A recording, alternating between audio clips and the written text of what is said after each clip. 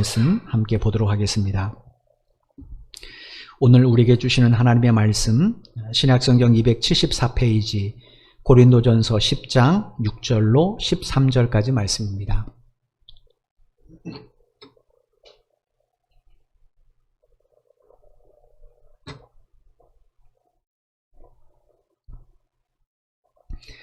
신약성경 274페이지 고린도전서 10장 6절로 13절까지 말씀입니다.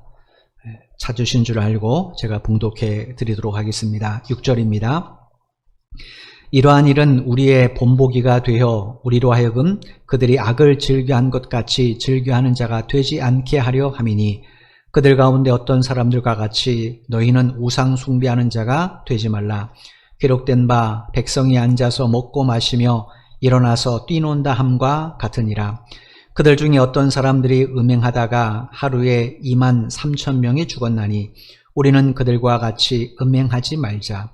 그들 가운데 어떤 사람들이 주를 시험하다가 뱀에게 멸망하였나니 우리는 그들과 같이 시험하지 말자. 그들 가운데 어떤 사람들이 원망하다가 멸망시키는 자에게 멸망하였나니 너희는 그들과 같이 원망하지 말라. 그들에게 일어난 이런 일은 본보기가 되고 또한 말세를 만난 우리를 깨우치기 위하여 기록되었느니라. 그런즉 선줄로 생각하는 자는 넘어질까 조심하라. 사람이 감당할 시험 밖에는 너희가 당한 것이 없나니 오직 하나님은 미쁘사 너희가 감당하지 못할 시험 당함을 허락하지 아니하시고 시험 당할 즈음에 또한 피할 길을 내사 너희로 능히 감당하게 하시느니라. 아멘. 2018년도에 중국 전자과기대 출판사에서 직업도덕과 법률이라는 중등학교 교과서를 발행한 적이 있습니다. 이 교과서에 예수님에 대해서 조금 글이 실렸는데 예수가 죄인을 죽였다라는 내용의 글이 실렸습니다. 그래서 이것 때문에 많은 물의를 일으킨 적이 있었습니다. 내용은 이런 내용입니다. 요한복음 8장에 보면 예수님께서 간음하다가 현장에 잡힌 여인을 용서해 주는 장면이 있습니다. 여기까지가 성경의 내용인데 이 중국에서는 뭐라고 이걸 해석했냐면 그 뒤에 스토리를 하나 만들어냈어요. 예수가 여인을 용서해 줬는데 그 다음에 여인을 비판하던 군중들이 다 사라지자 예수가 돌로 그 여인을 쳐 죽였다라는 거예요. 그리고 나서 한 말이 뭔가 나도 죄인이지만 흠없는 자들에 의해서만 법이 집행된다면 법은 종말을 고할 것이다 이렇게 말했다라는 겁니까? 그러니까 법에 있어서 뭔가 하자가 있어도 집행해야 된다 이런 취지의 글인 것 같아요. 성경에 없는 내용이죠, 그죠? 성경 어디에 예수님께서 비판하던 군중이 다 사라지자 돌을 들어 여인을 죽이고 이런 말을 했겠습니까? 그런데도 그들은 추가해서 전혀 다른 내용으로 이 성경 요한복음 8장의 내용을 변질시켜버리는 거예요. 그럼 이렇게 말이나 글의 의미를 사실과 다르게 그릇 해석하는 행위를 가리켜서 왜곡이다 이렇게 말을 하죠. 왜곡이라는 한자는 삐뚤어질 외자에 굽을 곡자를 씁니다. 근데 이 한자를 파자해보면 참 우리가 의미를 조금 더 쉽게 재미있게 볼 수 있어요. 앞에 스크린을 잠깐 보시면 스크린을 좀 넘겨주시면 좋겠는데요. 이제 왜곡자입니다. 가운데 있는 게 왜곡자인데 삐뚤어질 외자를 보시면 아니 불자 밑에 바를 정자가 있습니다. 바르지 않다는 거죠. 그죠? 그 다음에 굽을 곡자를 보시면 가로 알자에 이 짝대기는 뚫을 곤자입니다. 뚫을 곤자가 두 개. 근데 가로 알자는 여러분 아시는 것처럼 사람의 입 모양 가지고 만든 거잖아요. 입구자에다가 사람의 혀를 이렇게 쭉 구워가지고 이렇게 만든 것이 가로 알입니다. 사람 입에서 나오는 말이라는 거죠. 근데 이 사람 입에서 뭐가 나오는가? 비수처럼 사물을 뚫는 것들이 나온다라는 거예요. 이게 뚫을 고자입니다. 왜곡이라는 단어예요. 그러니까 여러분 입에서 이런 비수 같은 것이 나오면 상대방이 어떻게 되겠습니까? 마음에 큰 상처를 입을 수밖에 없게 되겠죠. 그래서 왜곡은 이처럼 진실을 아는 사람에게 큰 상처를 남긴다는 의미에서 이런 한자가 만들어진 것 같아요. 여러분 이런 왜곡된 이야기를 듣게 되면 그 진실을 아는 사람 입장에서는 마음에 큰 상처를 입을 수밖에 없습니다. 또 분노하게 되죠. 우리가 조금 전에 이 중국 전자과기대 출판사에서 만든 직업도덕과 법률 이야기 들을 때 우리 마음에 분노가 치솟잖아요. 그죠? 이거 뭐냐면 전혀 다른 내용이기 때문에 그래요. 예수님에 대한 이런 왜곡된 이야기는 사실은 역사에 얼마나 많이 쏟아졌는지 몰라요. 가깝게 우리 피부로 느낄 수 있는 내용이 뭐냐면 20년 전에 교육방송인 EBS에서 도올 김영국 씨가 노자 강의를 몇 개월 동안 한 적이 있어요. 이게 우리나라의 많은 사람들에게 호응을 얻었죠. 근데 이 노자 강의 때 김영국 씨가 예수님의 탄생에 대해서 뭐라고 말을 했냐면 예수는 베들레헴에서 태어나지 않았다. 갈릴리 나사렛에서 태어났다. 이렇게 주장을 했어요. 그러면서 자기가 이런 주장을 하는 이유를 논리적으로 설명을 이렇게 했습니다. 들어보십시오. 베드로는 임산부 마리아가 요셉과 함께 갈릴리에서 머나먼 베들레헴까지 인구조사를 받으러 올라갈 이유가 없다. 당시의 총독이 세금을 거두기 위해 인구조사를 했는데 이에 응하기 위하여 갈릴리에 살고 있는 요셉이 본적지인 베들레헴에 가는 것이라면 요셉 혼자만 신고하고 돌아오면 되었다. 그런데 왜 만삭이 된 마리아를 데리고 그 멀고 험한 길을 함께 가겠느냐? 예수는 베들레헴에서 태어나지 않았다. 갈릴리에서 태어났다. 그런데 예수의 제자들이 예수를 다윗의 자손으로 만들기 위해 사실이 아닌 것을 허구로 베들레헴에서 태어났다고 기록한 것이다. 이렇게 말을 했어요. 여러분, 세상적인 시각으로 보면 도올 김영국 씨의 이런 주장에 설득력이 있는 것은 사실입니다. 왜냐하면 그 당시 로마 황제였던 가이사 아구스토가 로마 제국 영토에 사는 모든 사람에게 고향에 가서 다호적을 신고하라고 칙령을 내렸는데 그 이유가 세수, 그러니까 로마 제국 내에서 걷어들일 수 있는 세금의 규모를 파악하기 위함이었기 때문에 그래요. 로마 역사를 보면 이런 목적으로 호적 정리를 할 때는 일반적으로 로마 제국은 이집트 정책을 따랐다고 합니다. 이집트 정책은 여성들에게 인두세를 부과하지 않아요. 따라서 출산이 임박한 마리아 입장에서 굳이 남편을 따라서 베들레헴까지 갈 이유가 없는 겁니다. 왜냐하면 여성에게도 인두세를 부과하면 가서 호적을 신고하면 되지만 이게 세금 규모를 세수를 파악할 목적이기 때문에 그냥 인두세 부과되는 대상인 남자 성인만 가서 호적을 신고하면 돼요. 더군다나 갈릴리 나사렛에서 베들레헴까지 거리는 직선거리가 약 170km라고 그래요. 예. 그러니까 하루에 사람이 약 30km 정도 이동한다고 했을 때 가는 데만 최소 6일이 걸립니다. 그런데 마리아는 이게 출산이 임박한 그런 몸이잖아요. 그러니까 적어도 한 열흘 정도는 걸리겠죠. 이런 모든 것을 염두에 두고 생각하면 도올 김영국 씨의 주장이 어느 정도 설득력 있는 것이 사실이에요. 그런데 이와 같은 주장에는 매우 중요한 내용이 하나 빠져 있습니다. 그게 뭐냐? 예수님의 출생은 단순한 남자의 출생이 아니라 메시아의 출생이라는 거예요. 여러분, 이 구세주의 탄생, 이 메시아의 탄생을 누가 계획했습니까?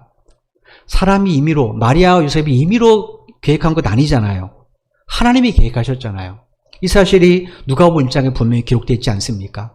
하나님께서 어느 날 천사 가브리엘을 마리아에게 보내시고 아직 임신 전이지 않습니까? 가서 통보를 하셨잖아요. 내 몸에 거룩한 자를 임신하게 될 것이다. 그 말이 있고 나서 얼마 후에 마리아가 임신하지 않았습니까? 그러니까 예수님의 이 탄생에 대한 모든 계획은 누가 세우는가? 그건 그 육신의 본무가 아닙니다.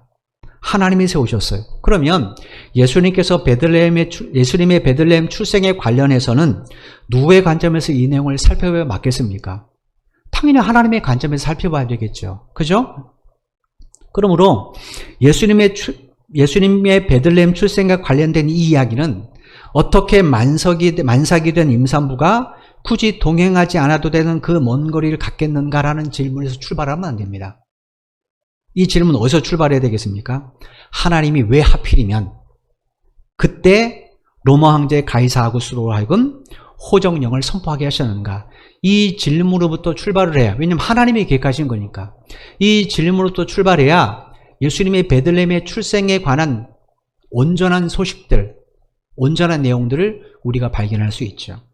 그러면 하나님은 왜 마리아로 하여금 출산이 임박했을 때 왜 하필 그 시기에 로마 황제 가이사 아구스토로 하여금 호정령을 선포하게 하셨는가? 이 질문에 대한 답은 누가복음 2장 4절로 5절에 있습니다. 누가복음 2장 4절로 5절에 보면 이런 말씀이 기록이 되어 있어요. 요셉도 다윗의 집 족속이므로 갈릴리 나사렛 동네에서 유대를 향하여 베들레헴이라 하는 다윗의 동네로 그 약혼한 마리아와 함께 호적하러 올라가니 마리아가 이미 잉태하였더라. 여러분, 이 말씀에서 중요한 내용이 뭐냐면 요셉, 예수님의 육신의 아버지인 요셉이 다윗의 집 족속, 다윗의 가문 사람이라는 거예요. 또 하나는 이 동네, 베들레헴이 다윗의 동네, 즉 다윗 왕이 출생한 고향이라는 거예요. 네. 여러분, 예수님께서 십자가를 지시기 위해서 예루살렘에 입성하실 때 많은 관중들이 예수님을 환영했죠. 그때 뭐라고 말했습니까? 호산나 다윗의 자손이여 찬송하리로다. 주의 이름으로 오시는 이여 가장 높은 곳에서 호산나 이렇게 외쳤어요. 주의 이름으로 오시는 이, 이거는 하나님이 약속하신 메시아라는 거예요. 그죠? 근데 그 메시아에 대해서 다윗의 자손이여라고 말했어요. 이유가 뭐겠습니까? 하나님께서 다윗의 자손으로 메시아를 보낸다고 약속하셨기 때문에 그래요. 그러니까 메시아는 반드시 다윗의 후손으로 오셔야 됩니다. 근데 여러분, 다윗의 후손으로 태어난 사람이 한두 명이 계세요. 마태복음 1장에 보면 예수 그리스도의 족보가 기록이 되어 있습니다. 거기에 그 족보만으로 봤을 때 예수님은 다윗 왕의 28대 손으로 태어난 걸로 기록이 되어 있어요. 그럼 그 사이에 얼마나 많은 다윗의 후손들이 태어났겠습니까? 그죠? 그 가운데 누가 메시아인지 우리가 어떻게 알 수 있습니까? 그래서 하나님께서 예수님이 탄생하시기 전에 미가라는 선자를 통해서 메시아의 출생과 관련된 이런 연의 말씀을 기록하게 하셨어요. 구약성경 미가서 5장 2절 말씀입니다. 베들레헴 에브라다야 너는 유다 족속 중에 작을지라도 이스라엘을 다스릴 자가 내게서 내게로 나올 것이라. 그의 근본은 상고에 영원에 있느니라. 여기 에브라다는 베들레헴의 옛 이름입니다. 그 베들레헴에서 이스라엘 다스릴 자, 즉 메시아가 태어나게 될 거다 이렇게 말씀을 하셨어요. 따라서 예수님은 반드시 어디에서 태어나셔야 됩니까? 베들레헴입니다. 만약에 예수님이 갈릴리 나사렛에 태어났다 그럼 메시아가 될 수 없어요. 하나님이 분명히 예고하셨습니다. 그래서 하나님께서 예수님을 임신한 이 마리아가 출산이 임박할 때쯤 돼서 베들레헴으로 갈 수밖에 없도록 가이사 아구스로 하여금 로마 제국 영토에 있는 모든 사람들에게 당신들 다 가서 고향의 소적을 정리하라, 신고해라 이렇게 칙령을 발표한 것이고, 그때 마리아의 마음속에 남편 요셉을 따라 베들레헴에 가고 싶은 마음을 허락하신 것 아니겠어요? 그 결과 무엇이 이루어졌습니까? 이 미가서 5장 2절 말씀이 이루어졌어요. 참고로 미가 선지자는 예수님이 태어나기 600년 전 남유다에 활동했던 선지자예요. 그러니까 이 600년 동안 이 말씀이 이루어진 적이 있습니까? 없습니까? 없어요. 많은 사람이 내 당대에 이 말씀이 이루어질 거라고 기대했을 겁니다. 왜냐하면 유대인들은 다 메시아를 기다리니까. 내 당대에 반드시 이 말씀대로 베들레헴에 메시아가 올 거라고 많은 사람이 생각했을 거예요. 근데 600년 동안 이 말씀은 이루어지지 않았어요. 그럼 사람들이 뭐라고 생각할까요? 이건 전설 속의 이야기로 생각하지 않았겠어요? 그죠? 근데 여러분, 이 말씀이 이루어졌잖아요. 무슨 이야기입니까? 하나님의 말씀은 시기의 문제이지 반드시 이루어진다는 거예요. 누굴 통해서요? 그 말씀을 믿고 순종하는 사람을 통해 이루어진다는 거예요. 우리가 하나님의 말씀이 들려지잖아요. 우리 가정에 어떤 말씀을 주셨단 말이에요. 우리는 조급해서 빨리 이루어지기를 원해요. 그죠? 근데 어떤 말씀은 그 시기는 하나님의 주권에 있기 때문에 어떤 말씀은 내 당대에 이루어지지 않을 수도 있어요. 다윗이 열국의 아비가 되는 이 예언의 말씀이, 아브라함이 열국의 아비가 되는 이 예언의 말씀이 아브라함 당대에 이루어졌나요? 아니잖아요. 400년이 이루어졌잖아요. 그러니까 우리가 보는 하나님, 우리가 믿고 우리가 그 말씀을 하나님이 내게 우리의 언약의 가장의 우리의 언약으로 내게 주셨다라고 믿은 그 말씀이 우리가 보는 불가능한 것 같이 보여도 우리가 믿고 순종하면 그 순종하는 사람을 통해서 하나님의 말씀은 이루어진다라는 거예요. 마리아도 요셉도 자기 몸에 주신, 자기들에게 주신 이 아들이 메시아임을 믿었잖아요. 조금도 의심지 않고 믿었잖아요. 그랬더니 미가서 5장 2절 말씀이 이들을 통하여 온전히 이루어지지 않았습니까? 출애굽한 이스라엘 백성들의 가운데, 1세대 가운데 왜 절대 다수가 가나안 땅에 들어가지 못했는가? 왜 광야에서 멸망받았는가? 그 원인이 여기 있다는 거예요. 오늘 본문 앞에 있는 5절 말씀을 잠깐 보겠습니다. 그러나 그들의 다수를 하나님이 기뻐하지 아니하셨으므로 그들이 광야에서 멸망을 받았느니라. 우리가 지난 시간에 살펴봤죠. 여기 우리말로 다수라고 번역된 이 헬라어는 절대 다수를 의미하는 단어예요. 그러니까 출애굽 1세대 가운데 절대 다수가 광야에서 멸망을 받았다라는 거예요. 가나안 땅에 들어가지 못하고 이유가 뭡니까? 하나님이 기뻐하지 않으셨기 때문에. 왜 하나님이 기뻐하지 않았는가? 지난 시간에 말씀드린 것처럼 당신의 말씀에 대한 그들의 태도 때문에 그렇습니다. 민수기 13장 14장에 보면 출애굽한 이스라엘 백성들이 가데스 바네에 도착한 내용이 기록이 되어 있어요. 그때 하나님께서 모세를 통해 12지파 중에 한 사람씩 뽑아서 이제 그 정탐을 보내도록 하나님의 명령을 내리시죠. 그래서 12명의 정탐꾼이 소집되게 됩니다. 가데스 바네아는 하나님께서 이스라엘 자손에게 약속하신 가나안 땅으로 들어가는 관문이란 말이에요. 여러분, 출애굽한 이스라엘 백성들이 왜 이곳까지 왔겠어요? 가나안 땅을 자신들에게 주시겠다고 약속하신 하나님의 말씀을 전적으로 믿었기 때문에 왔겠죠. 안 믿었다면 여기까지 올 이유가 없잖아요. 그죠? 여러분이 왜 지금까지 예수를 믿습니까? 하나님 나라에 대한 약속을 믿기 때문에 믿는 것 아니에요. 안 믿으면 믿을 이유가 없죠. 천국을 안 믿는다? 하나님 나라의 상속을 안 믿는다? 그럼 예수를 믿을 이유가 없죠. 믿으니까 여기까지 힘들고 어려운 시간이지만 여기까지 온 것 아닙니까? 이스라엘에서도 마찬가지예요. 하나님의 가나안 땅의 약속을 믿었기 때문에 가데스 바네까지 왔단 말이에요. 그런 그들을 위해 하나님이 이제 12명의 정탐꾼들을 가나안 땅에 보내셨어요. 왜 보내셨는가? 그 땅이 얼마나 복되고 기름진 땅인지, 또 어느 경로로해서 어디에 정착해야 되는지 이런 정세를 알아보게 하시기 위해서 보내셨단 말이에요. 그래서 이런 사명을 가지고 12명이 가나안 땅에 들어갑니다. 그리고 40일 동안 가나안 땅의 지형과 정세를 잘 살피고 돌아와서 백성들에게 보고를 했어요. 근데 문제는 그 보고가 일치하지 않았어요. 여러분 아시는 것처럼 10명의 정탐꾼은 뭐라고 말합니까? 가나안 원주민들이 얼마나 기골이 장대한지 그들 앞에 서면 자신들은 메뚜기같이 여겨진다라고 보고하면서 가나안 땅에 들어간 것은 자살 행위와 같다는 뉘앙스로 보고를 해요. 거기 가면 우리 죽는다는 거죠. 그러니까 들어가는 건 자살행위가 같다라는 거예요. 그런데 여호수아 갈렙 두 사람은 뭐라고 말합니까? 그 말이 맞다. 가나안 사람들은 거인처럼 장대한다. 그런데 하나님이 우리와 함께 하시면 그들은 우리의 밥이다. 두려워하지 말고 하나님이 주신다고 하셨으니까 믿음으로 가자. 이렇게 말했단 말이에요. 그런데 이 보고가 다 끝나자마자 이스라엘 백성들이 어떤 반응을 보이는가? 다 울면서 통곡했어요. 왜 통곡했을까요? 그거는 여호수아와 갈렙의 보고를 선택한 것이 아니라 10명의 정탐꾼, 다수의 보고를 선택했기 때문에 그렇습니다. 그럼 그들은 왜 똑같은 지금 보고가 나왔습니다. 하나는 하나님의 말씀에, 하나님의 약속에 대한 보고예요. 하나는 현실에 대한 보고예요. 근데 왜 이스라엘 백성들은 10명의 정탐꾼의 보고를 선택했는가? 그건 자기들 눈앞에 있는 현실이잖아요. 이 현실을 내 힘으로는 극복 못하는 거예요. 이건 현실입니다. 지금 여러분 앞에 무슨 문제가 있어요? 나에게는 아무 힘이 없어요. 경제적인 문제든 건강의 문제든 어떤 문제가 있어요. 돌파구도 보이지 않습니다. 이스라엘 백성이 그런 입장이에요. 자기들이 전쟁 경험이 많은 것도 아니고 또 그들보다 신체 조건이 좋은 것도 아니고 아무리 따져봐도 현실적으로 가나안 땅에 가는 것은 불가하다라는 거예요. 그러니까 그들이 현실의 문제 때문에 뭘 포기한 겁니까? 하나님의 언약의 말씀을 포기했어요. 근데 여호수아 갈렙은 뭘 선택했습니까? 하나님의 말씀을 선택했어요. 그 결과 어떻게 됐어요?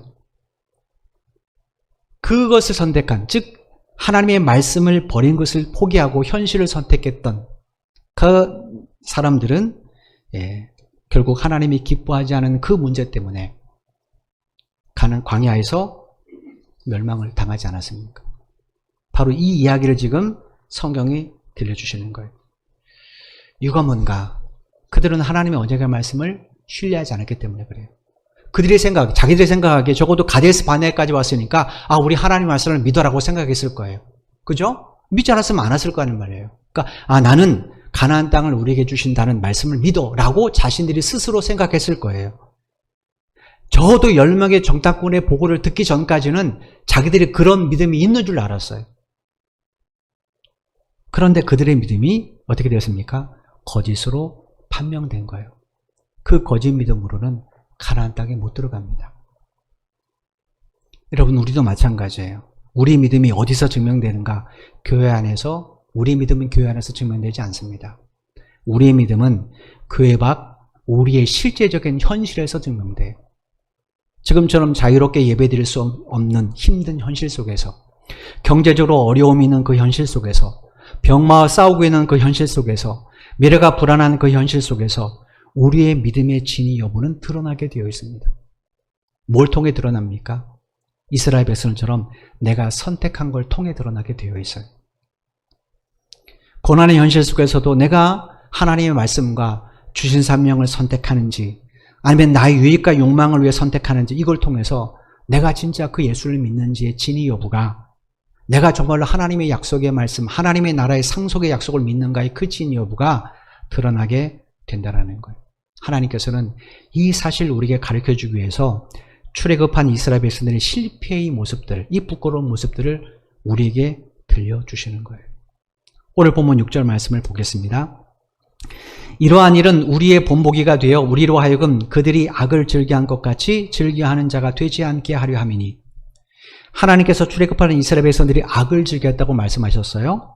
그런데 구약성경 예레미야 2장 13절에 보면 이스라엘 백성들의 악에 대해서 이런 말씀을 하나님이 하셨습니다. 예레미야 2장 13절 말씀입니다.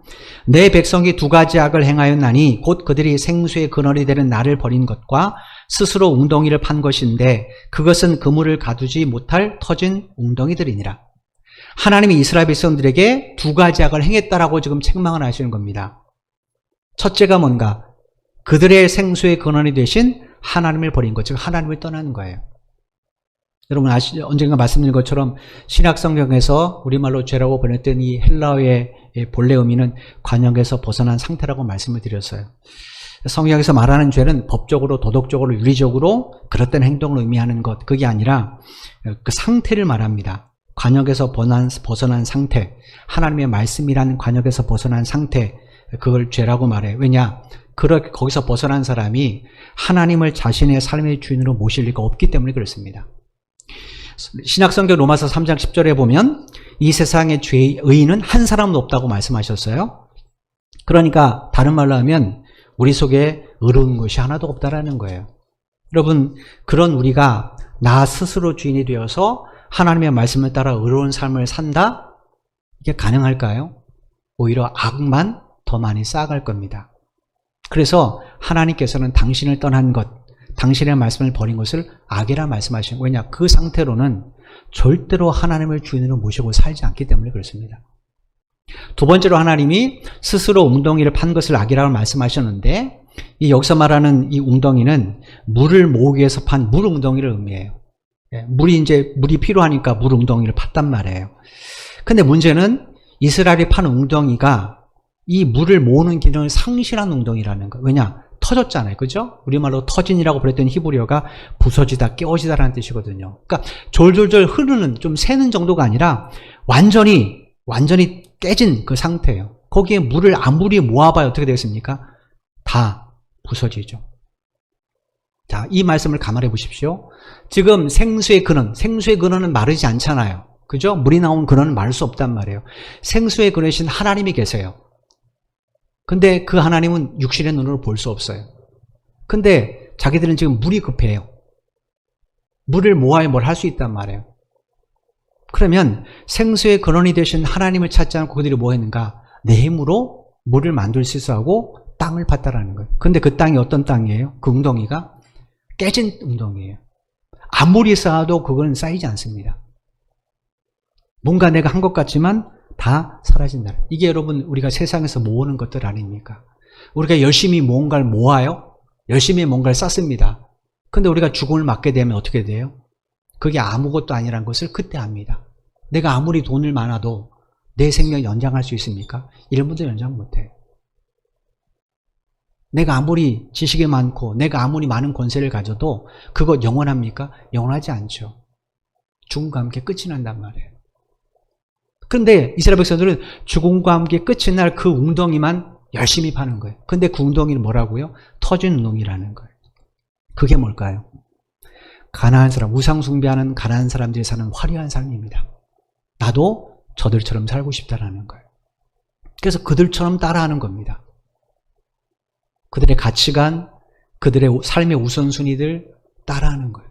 그러면 나도 그렇게 화려하고 멋진 인생을 살 것 같으니까. 그들이 하나님을 버린 목적입니다. 그러니까 그들이 왜 하나님을 버리고 우상을 선택했는가? 그건 그 우상이 자기 욕망을 채워줄 거라고 생각하기 때문에 그래요. 여러분, 이제 일부 때도 말씀드렸지만, 이게 불교인들이 절에 가서 부처에게 절을 할 때, 혹은 뭐 점을 칠 때, 목적이 뭡니까? 내가 원하는 바를 이루기 위함입니다. 그죠? 내 자식 잘 되게 하기 위해서, 또 내 남편이 뭐 성공하기 위해서, 그러니까 내가 받아내고 싶은 것들을 받아내기 위해서 가서 그걸 찾는 거거든요. 그러니까 결국은 우상숭배는 뭡니까? 그 실체는 사실은 자기 욕망이에요. 우리도 마찬가지입니다. 내가 하나님 앞에 기도할 때 단순히 내 욕망을 채우기 위해서 기도한다면 나는 하나님 앞에 온전한 기도를 드리는 사람이 아니에요. 그 내 욕망을 채우기 위해서 나라는 우상을 섬기는 것뿐입니다. 그래서 골로새서 3장 5절에 뭐라고 말해요? 사도 바울이 탐심이 우상숭배라고 말하는 거예요. 그냥 목적 때문에 그랬습니다. 우상을 숭배하는 모든 사람들의 목적은 다 자기 욕망 채우기 위해서 그래요. 광야에서 이스라엘 백성들이 그런 삶을 살았다라는 거예요. 지난 시간에 말씀드린 것처럼 그들은 매일같이 뭘 경험합니까? 만나 배추라기를 먹어요. 그죠? 반석을 통해 생수도 맛봤습니다. 그것뿐입니까? 성경에 보면 40년 동안 그들의 의복과 신발이 헤어지지 않았다고 그랬어요. 신기하지 않습니까? 이 정도 내가 살았으면 옷이 헤어져야 되는데 옷이 안 헤어져요. 신발이 안 닳아요. 얼마나 신기합니까? 이런 많은 경험을 했음에도 불구하고 그들의 목표는 여전히 뭡니까? 가나안 사람들처럼 사는 거예요. 그러니 하나님이 그 모습을 기뻐하시겠어요? 그래서 그들이 멸망을 받게 되었다라는 거예요. 여러분, 이런 이스라엘 백성들의 이 실패한 모습들을 하나님이 왜 우리에게 보여주시는가? 6절에 보니까 우리에게 본보기 삼기 위해서 그래요. 6절 말씀을 다시 한번 보겠습니다. 이러한 일은 우리가 본보기가 되어 우리로 하여금 그들이 악을 즐겨한 것 같이 즐겨하는 자가 되지 않게 하려 함이니. 그럼 여기서 우리말로 즐겨하는 이라는 단어는 탐내다라는 뜻입니다. 그러니까 이스라엘 백성들, 광야 이스라엘 백성들이 뭔가를 자꾸 탐했다라는 거예요. 그게 뭘까요? 7절에 보시면 우상숭배자들의 삶이에요. 그러니까 가난한 사람들 혹은 우상숭배하면서 잘 사는 사람들, 그들처럼 살고 싶었던 거예요. 어떤 사람이 운세 보면 그 운세대로 되는 것 같아. 나도 운세 보러 가는 거죠. 자식을 결혼시켜야 되는데 어떤 사람 보니까 막 사주 보고 그래서 잘 산단 말이에요. 그래? 그럼 사주 보는 거예요. 내가 무슨 사업을 해야 되는데 어떻게 해야 사업이 잘 될까? 다른 사람 보니까 이렇게 해서 어느 유명한 점쟁이 가서 점을 치고 무당을 찾아갔는데 사업이 잘 됐대. 나도 그래서 살아가는 거예요. 실제로 여러분, 제가 기억하기로는 2018년도가 19년도를 알 수 있습니다. 그때 무속인이 방송에 인터뷰한 내용이 있어요. 그때 뭐라고 했냐면 자기 손님 가운데 30%가 기독교인이라고 말했어요. 참 기가 막히더라고요. 지금도 노할 겁니다. 지금도 젊은 사람들 가면 타로점 막 보잖아요. 길거리에서. 그죠? 우리는 아무 그냥 재미로 보지만 그 재미 속에서 만약에 나쁜 말 들으면 싫죠. 그죠? 그럼 뭐라고 합니까? 어떻게 해야 이거 안 되는데요? 라고 당연히 물어보죠. 즉 자기 욕망을 섬기게 되어 있어요. 이스라엘 백성들이 그랬다라는 거예요. 그들처럼 살고 싶어서. 이 내용은 우리가 다음 주에 계속해서 연계해서 살펴보게 될 겁니다. 중요한 것은 오늘 본문을 통해 우리가 들어야 될 이유가 하반절입니다.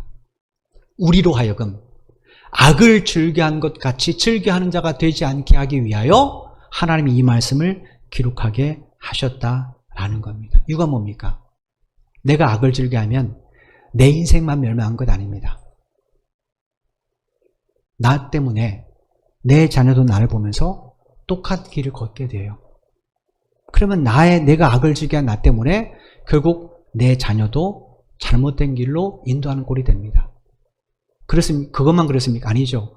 나라는 모든 사람이 잘못하면 나와 나의 악영향을 받아서 잘못된 길을 걸어갈 수가 있습니다. 그건 이웃사랑의 계명에 대해서 철저하게 반대되는 길이잖아요. 그 길이 어떻게 하나님이 기뻐하는 길이겠습니까? 그렇지 않죠. 하나님은 바로 이 사실을 가르쳐주기 위해서요. 과연 어떤 본보기가 되기 위해서 살고 있냐는 거예요. 이게 오늘 본문 설교 제목 아닙니까? 곰곰이 생각해 보십시오. 나는 다른 사람에게, 내 자녀에게 어떤 본보기가 되기를 원하는가? 그저 세상에서 잘 먹고 잘 사는 사람의 본보기가 되기를 원하는가?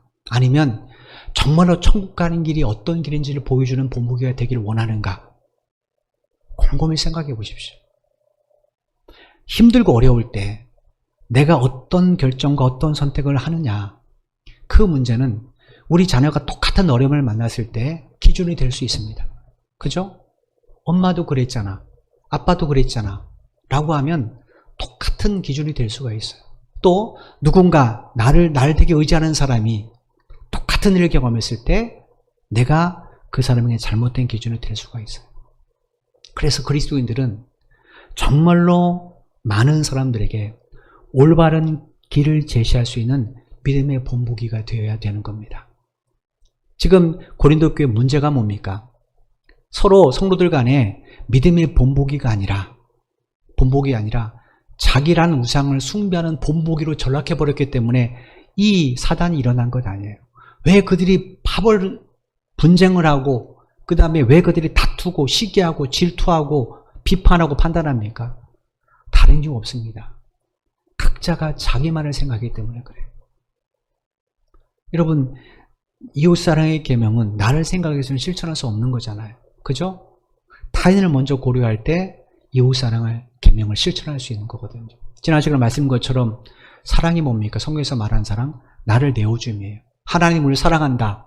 사랑하시니까 당신보다 더 중요한 당신 아들을 내어주셨죠. 예수님 나를 사랑하신다. 그러니까 예수님이 당신의 몸을 내어주셨죠. 사랑은 내어줌이 있습니다. 부모가 왜 자식을 위해 희생합니까? 사랑하기 때문에 그래요. 사랑하니까 부모는 모든 걸 다 내어주는 거예요. 그게 사랑이란 말이에요. 여러분 한번 곰곰이 생각해 보십시오. 나는 어떤 본보기가 되고 있는가? 바울처럼 복음에 참여하는 본보기가 되고 있는가? 아니면 이 오늘 본문에 있는 이스라엘 백성들처럼 악한 본보기가 되고 있는가? 곰곰이 생각해 오시면서 정말로 바울처럼 복음에 참여한 자의 본보기가 되기 위해서 힘쓰는 여러분 되셨으면 좋겠습니다. 그러면 어떻게 될까요? 계속해서 말씀드리는 거죠. 9장의 사도 바울의 삶의 모습들을 본받아야 됩니다. 사도 바울이 무슨 일을 했습니까? 9장에서 사도로서의 자기의 당연한 권리와 자격이 있어요. 근데 어떻게 했어요? 복음과 교회와 성도들을 위해서 절제하고 포기를 했어요. 그 쉬운 일이 아닙니다. 우리가 생각하기에는 에이 바울은 그 정도 믿음이 있으니까 라고 말하지만 9장 마지막 절에 바울이 뭐라고 말해요? 날마다 나를 저 십자가 앞에 복종시켰다고 말해요. 왜 복종시킵니까? 그만큼 힘들거든요.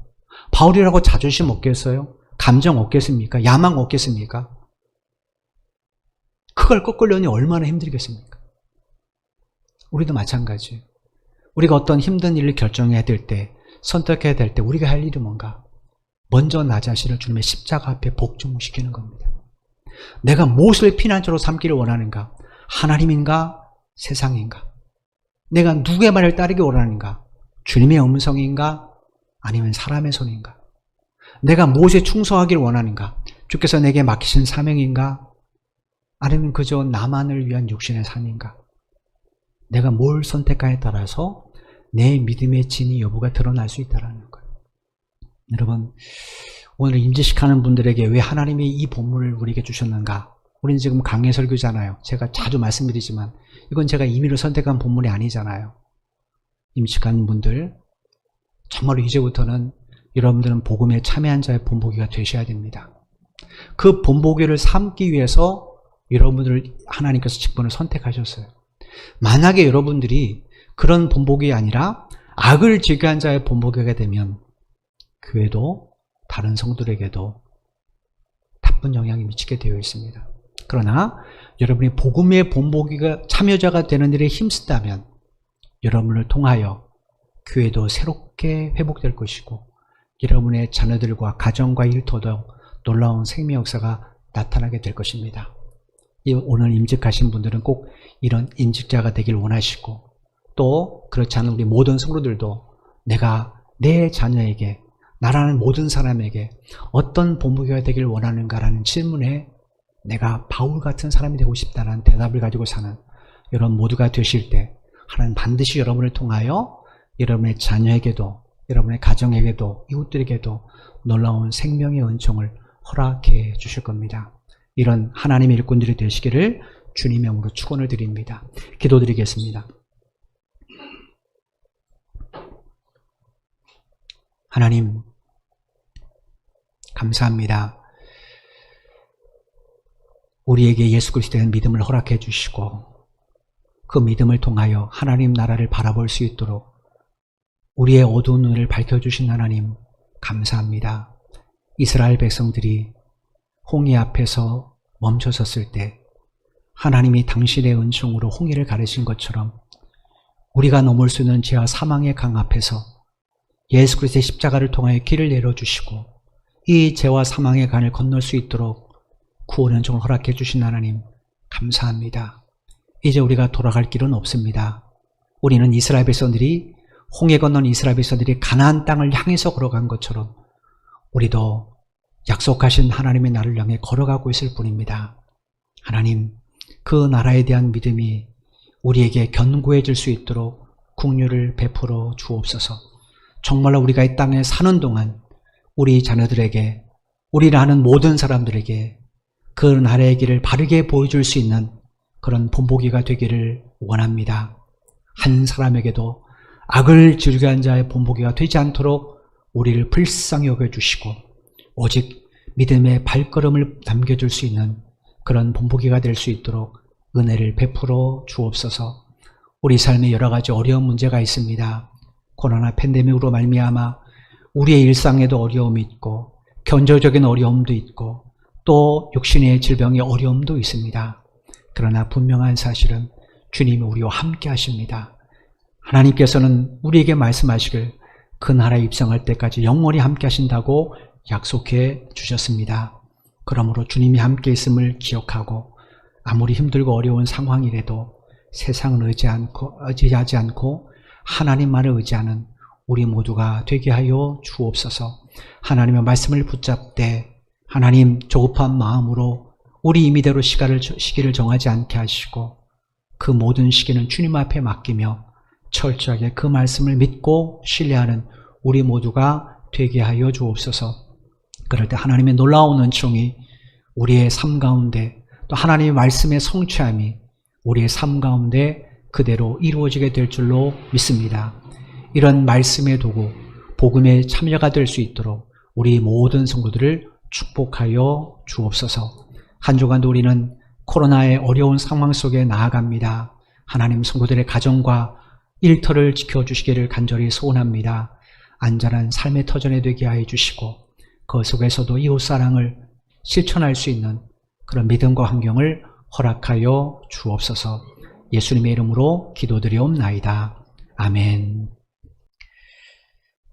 이제는 교회의 머리가 되신 우리 주 예수 그리스도의 크신 은혜와 독생자 예수 그리스도를 십자가에 내어 주시기를 사랑하신 아버지 하나님의 만극하신 사랑하심과 우리 속에 내주하셔서 감화, 감동, 교통 충만케 하시는 성령의 역사하심이 오늘 말씀을 마음에 깊이 새기며 이제 사도 바울처럼 복음에 참여하는 자로 믿음의 본보기가 되기를 원하는 사랑하는 모든 믿음의 형제 자매들의 발걸음 위에와 저들의 가정과 저들의 직장과 사업 위에 이 나라 이민족과 우리 선교 제일교회 위에 지금부터 영원토록 함께 하시기를 간절히 축원하옵나이다. 아멘.